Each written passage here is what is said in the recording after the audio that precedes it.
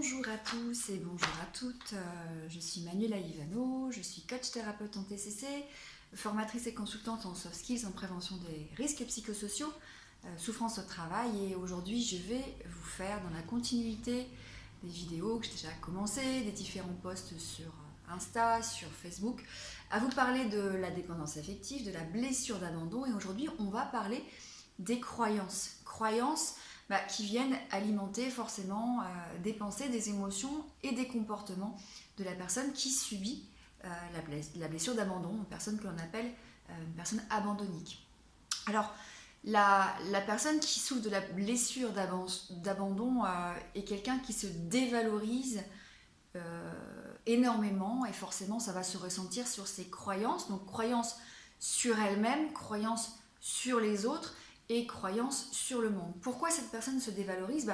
Dans la blessure d'abandon, il y a l'abandon qui a été réellement vécu, et puis il y a eu le sentiment d'abandon. Tout ça, je vous le réexpliquerai dans une vidéo un peu résumée où je vais reprendre tout ce que j'ai dit dans ces petites vidéos capsules. Mais il y a donc l'abandon qui a été subi, qui est réel, où un père, une mère qui nous abandonne, ou enfant placé, ou mère dépressive qui ne peut pas s'occuper de l'enfant, ou mère malade, enfin peu importe, il y a eu un abandon réel, mais il y a aussi le sentiment d'abandon. Quoi qu'il en soit, l'enfant a parfois aussi été malheureusement un peu malmené, maltraité, que ce soit de la négligence ou de la maltraitance psychologique, verbale, physique ou même sexuelle.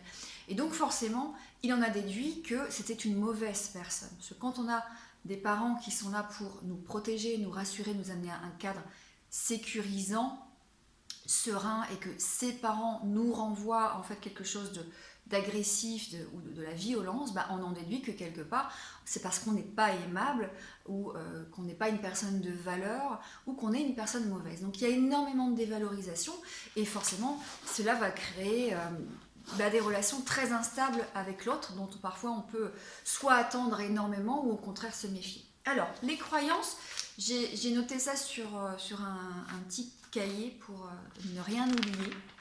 La première croyance, c'est celle un peu que je viens d'évoquer, c'est « je ne suis pas aimable, donc je ne peux pas être aimé ».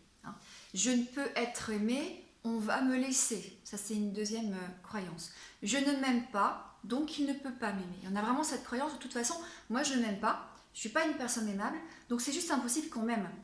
Donc on ne m'aimera jamais assez. Donc je vais soit effectivement aller en quête d'amour, d'affection de manière excessive, ou au contraire, de toute façon, dans ma croyance, je ne suis pas aimable. Donc je sais qu'on va m'abandonner, je sais qu'on va me laisser, donc au contraire, peut-être je vais moi me retirer. Alors soit je vais attendre énormément, soit je vais me retirer. C'est toute l'ambivalence des comportements abandonniques.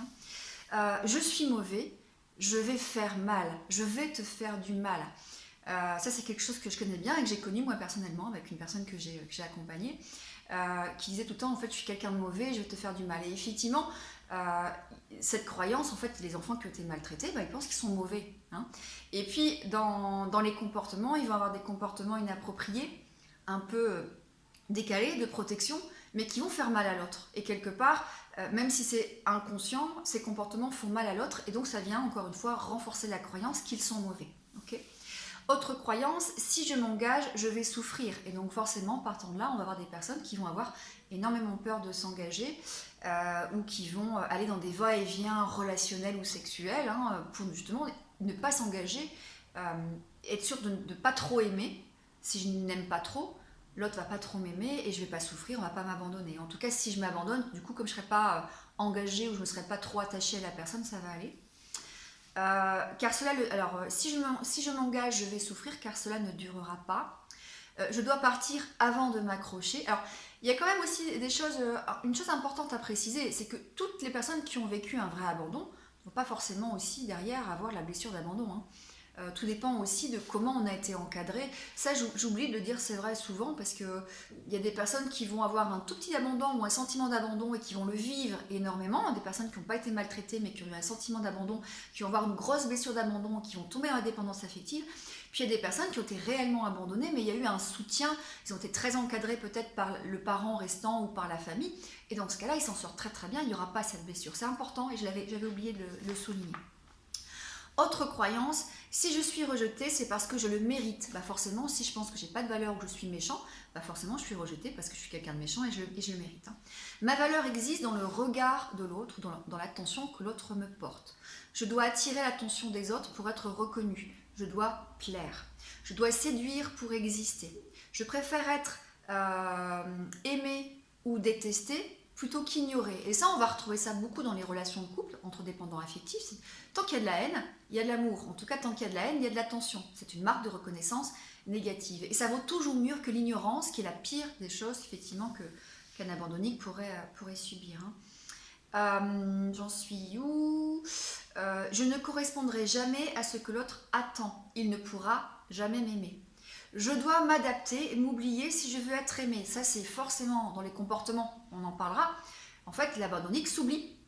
En fait, il change son identité. C'est un caméléon. Il va s'adapter à la personne qui est en face de soi. Donc la femme s'adapte à l'homme s'adapte à la femme en fonction des loisirs, des besoins, des désirs de l'autre. Et il s'oublie complètement, il perd son identité. On comprend qu'en thérapie, c'est une des premières choses qu'on va retravailler, son identité, qui je suis, mes qualités, mes défauts, mes besoins, mes désirs, et apprendre à les affirmer. Hein.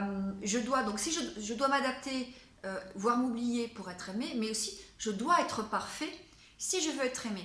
Dans les blessures d'abandon, moi en cabinet, forcément avec la thérapie des schémas, je constate que quand j'ai l'abandon, blessure d'abandon, méfiance aussi, ou carence affective, qui sont 3 schémas, hein, il y a souvent 2 schémas stratégiques qui reviennent, c'est l'abnégation et le perfectionnisme.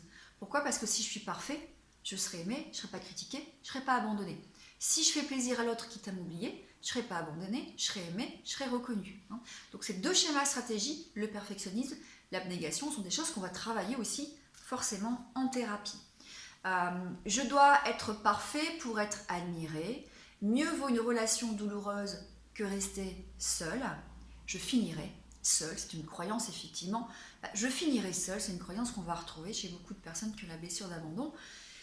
Et qui va justement derrière provoquer tous les comportements inappropriés, que ce soit un peu je suis en surdemande, j'exige de l'autre, ou au contraire, pouf, je prends la tangente et je fuis parce que de toute façon je vais être abandonnée, donc je préfère pas m'accrocher.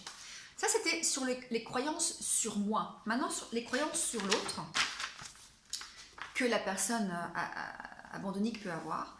Les autres doivent me donner réciprocité.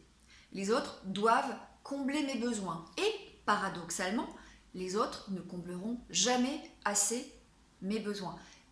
Dans la dépendance affective, il y a beaucoup d'ambivalence. Hein. Je m'accroche et à la fois, je peux m'enfuir parce que j'ai peur de trop aimer. Je vais attendre énormément des autres et qui comblent, et à la fois je suis persuadée qu'ils ne vont jamais réussir à combler. Et donc du coup, ça va, en termes de comportement, créer forcément des choses inappropriées. Les autres vont me quitter, hein, ça marche avec je vais finir seule. Les autres vont m'aimer si je m'adapte à tous leurs désirs. Les autres ne m'aimeront que si je suis parfait.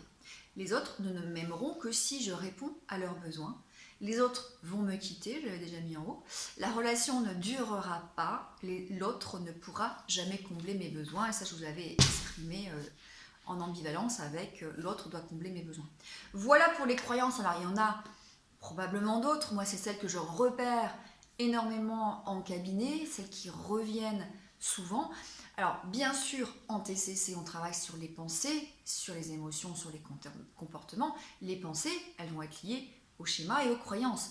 Donc, il faut travailler, bien évidemment, sur ces croyances et essayer de créer, en tout cas, des croyances, alors des pensées plus rationnelles, mais des croyances qui soient en tout cas constructives et qui vont permettre d'avoir des comportements aussi plus adaptés.